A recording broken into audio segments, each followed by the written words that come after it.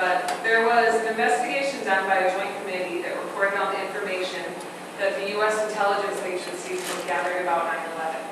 There are 28 pages in that report that are said to be the best information we have as to who funded the terrorists while they were in the United States, and even points a strong finger at the Saudis.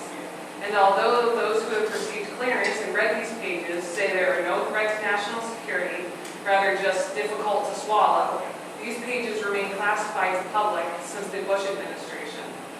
I believe the citizens need to have access to this information to be able to better inform our own officials on how to move forward against terrorism.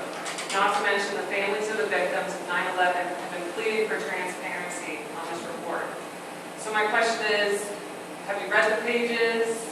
As president, would you do what Bush and Obama have failed to do and release the 28-page chapter in the Joint Committee's investigation of the U.S. intelligence agency? Great question. I have not read the 28 pages, and I will decide as to whether or not to release the pages based on what kind of damage it could do to our allies. Saudi Arabia is an ally that's helped us with terrorism, but it's a country that needs to change. Does that make sense? But the people that investigated this said that points a strong finger that the Saudis funded the terrorists while they were in the United States. So that doesn't sound like an ally to me. Well, here's what Saudi Arabia does. About 20-something% of their budget goes to religious organizations. They're trying to buy tranquility. The Wahhabis, there's a pretty strong form of Islam. They've set up a deal where, okay, we're going to fund your madrasas, you just leave us alone. Not working. Complicated world. Egypt, El-Sisi took Morsi out. A lot of people say that's a good thing, right? It is, but El-Sisi is putting everybody that disagrees with him in jail. That ain't gonna work. Saudi Arabia.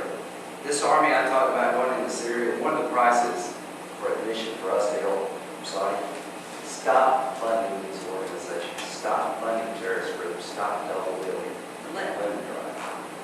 The President of the United States is the strongest voice in the world. So 9/11 was a result of a broken immigration system. All the hijackers that overstayed their visas, none of them came through the southern border. We've got a visa overstay problem. If you don't fix that, you're not really going to secure this country.